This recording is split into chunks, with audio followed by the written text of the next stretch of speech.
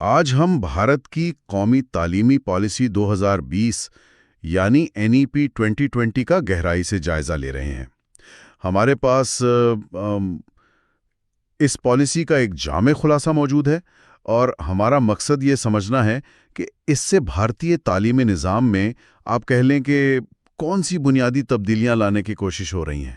جی بالکل۔ یہ پالیسی دیکھیں کافی اہم ہے کیونکہ یہ 1986 کی پالیسی کی جگہ لے رہی ہے، یعنی تقریباً 34 سال بعد ایک بڑی تبدیلی۔ تو آئیے دیکھتے ہیں اس میں کیا کچھ ہے۔ بالکل، اور یہ صرف کسی ایک شعبے تک محدود نہیں ہے۔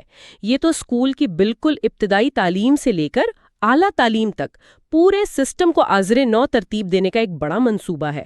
یعنی ایک وسیع فریم ورک۔ جی، ایک وسیع فریم ورک۔ مقصد ایک مربوط اور آپ کہہ سکتی ہیں لچک دار نظام بنانا ہے۔ تو شروعات اسکول کی تعلیم سے کرتے ہیں۔ سب سے جو نمایاں تبدیلی ہے وہ تو پرانے 10+2 نظام کی جگہ نیا 5+3+3+4 ڈھانچہ لانا ہے۔ جی ہاں۔ یہ کیا ہے اور اس کی ضرورت کیوں پیش آئی؟ دیکھیں، یہ ایک بڑا قدم ہے۔ نیا ڈھانچہ 3 سے 18 سال کی عمر کا احاطہ کرتا ہے۔ پہلا 5 سالہ بنیادی مرحلہ جو 3 سے 8 سال کی عمر کے لیے ہے، یہ ابتدائی بچپن کی دیکھ بھال اور تعلیم پر مرکوز ہے، جو پہلے فارمل سسٹم کا وہ حصہ نہیں تھا۔ اچھا جی، پھر تیاری کا مرحلہ ہے گریڈ 3 سے 5 تک، پھر مڈل مرحلہ گریڈ 6 to 8 اور آخر میں ثانوی مرحلہ گریڈ 9 سے 12 تک۔ تو بنیادی مقصد وہ ابتدائی سالوں میں سیکھنے کی بنیاد کو مضبوط کرنا ہے۔ اور اس میں مادری زبان میں تعلیم پر بھی کافی زور دیا گیا ہے، کم از کم گریڈ 5 تک۔ جی، یہ ایک دلچسپ نکتہ ہے۔ کیا یہ عملی طور پر ممکن ہوگا؟ پالیسی کا ہدف تو یہی ہے، بلکہ ترجیحاً گریڈ 8 تک۔ یقیناً بھارت جیسا کثیر لسانی ملک ہے، وہاں اس پر عمل درآمد ایک چیلنج تو ہوگا، خاص طور پر اساتذہ کی تربیت اور وہ وسائل کے حوالے سے۔ صحیح۔ لیکن اس کے پیچھے سوچ یہ ہے کہ بچے اپنی زبان میں وہ بنیادی تصورات زیادہ بہتر طور پر سیکھتے ہیں۔ سمجھ گیا۔ جی، اور امتحانات کا کیا ان میں بھی کوئی تبدیلی آ رہی ہے؟ ہاں، بورڈ امتحانات کو کم دباؤ والا بنانے کا ارادہ ہے، اور رٹا لگانے کی بجائے بنیادی تصورات اور تجزیاتی صلاحیتوں کو جانچنے پر زیادہ توجہ دی جائے گی۔ ٹھیک۔ ایک اور اہم بات یہ ہے کہ گریڈ 6 سے ہی پیشہ ورانہ تعلیم اور انٹرنشپس کا آغاز کیا جا رہا ہے، تاکہ عملی مہارتوں کو فروغ مل سکے۔ اچھا، تو اسکول سے اب اعلیٰ تعلیم کی طرف چلتے ہیں۔ یہاں متعدد داخلے اور اخراج کے آپشنز کا ذکر ہے اور ایک اکیڈمک بینک آف کریڈٹس۔ یہ سسٹم کیسے کام کرے گا؟ یہ تھوڑا سمجھائیں۔ جی، یہ اعلیٰ تعلیم میں لچک لانے کی ایک بہت بڑی کوشش ہے۔ یعنی طلباء مختلف مراحل پر پروگرام چھوڑ سکیں گے اور انہیں وہ مناسب سرٹیفیکیشن جیسے سرٹیفکیٹ، ڈپلومہ یا ڈگری ملے گی۔ اچھا۔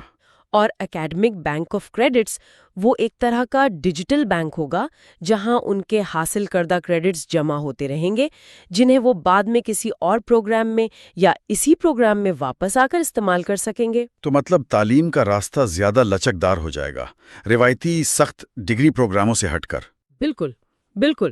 اسی سے جڑا ہوا ہے جامع اور کثیر الشعبہ جاتی تعلیم کا تصور، جہاں آرٹ، سائنس، کامرس وغیرہ کے درمیان وہ جو سخت دیواریں تھیں انہیں کم کرنے کی کوشش ہے۔ صحیح۔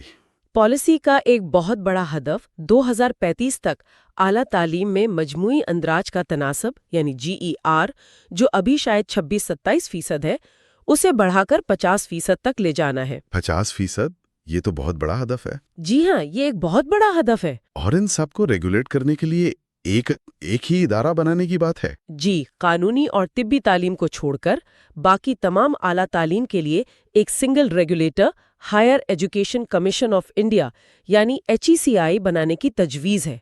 مقصد ریگولیشن کو آسان بنانا اور معیار کو بہتر کرنا ہے۔ اور 4 سالہ ڈگری کا بھی ذکر ہے۔ جی، 4 سالہ انڈر گریجویٹ ڈگری کا آپشن بھی متعارف کرایا جا رہا ہے، جس میں آخری سال میں تحقیق پر بھی توجہ دینے کا آپشن ہوگا۔ اچھا، اب اساتذہ کی تربیت اور ٹیکنالوجی کے حوالے سے کیا اہم نکات ہے؟ دیکھیں، 2030 تک ٹیچنگ کے لیے کم از کم 4 سالہ انٹیگریٹڈ BEd ڈگری لازمی ہوگی۔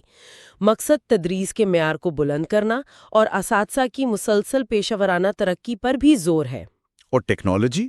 ٹیکنالوجی کے محاذ پر ایک نیشنل ایجوکیشنل ٹیکنالوجی فورم یعنی NETF بنانے کی بات ہے۔ یہ ادارہ تعلیمی منصوبہ بندی، انتظامیہ اور تدریس میں ٹیکنالوجی کے استعمال پر آپ کہہ لیں کہ مشورے دے گا۔ آن لائن تعلیم اور ڈیجیٹل انفراسٹرکچر کو بہتر بنانے پر بھی توجہ ہے۔ اور پالیسی میں مساوات، شمولیت اور یہ تنقیدی سوچ جیسی اقدار پر بھی زور دیا گیا ہے نا؟ یقیناً سماجی اور معاشی طور پر جو پسماندہ گروپس ہیں ان کے لیے خصوصی اقدامات ہیں، اور نصاب میں تنقیدی سوچ، تخلیقی صلاحیتوں اور اخلاقی اقدار کو شامل کرنا یہ پالیسی کے بنیادی ستون ہیں۔ صحیح۔ اور ہاں، اسکولوں کی کارکردگی جانچنے کے لیے پرکھ نامی ایک نیا قومی تشخیصی مرکز بھی قائم کیا جائے گا۔ تو مجموعی طور پر دیکھیں NEP 2020 بھارتی تعلیم کے نظام میں ایک بنیادی تبدیلی کا خاکہ پیش کر رہی ہے۔ یہ صرف کوئی چھوٹی موٹی اپ ڈیٹ نہیں بلکہ ایک پوری نئی سمت ہے۔ بلا شبہ یہ بچپن کی تعلیم سے لے کر اعلیٰ تحقیق تک مہارتوں کی نشو و نما پر، نظام میں لچک پیدا کرنے پر اور ٹیکنالوجی کے انضمام پر مرکوز ایک بہت جامع دستاویز ہے۔ اس کا مقصد اصل میں 21ویں صدی کے تقاضوں سے ہم آہنگ ایک نیا تعلیمی ماحولیاتی نظام بنانا ہے۔ ٹھیک ہے، تو آخر میں ایک نقطہ سوچنے کے لیے چھوڑ جاتے ہیں۔ ان تمام وسیع تبدیلیوں کے پیش نظر جب طلباء اور اساتذہ اس نئے نظام کو اپنائیں گے تو معاشرے اور افراد پر اس کا سب سے گہرا اور آپ کہیں کہ دیرپا اثر کیا ہو سکتا ہے؟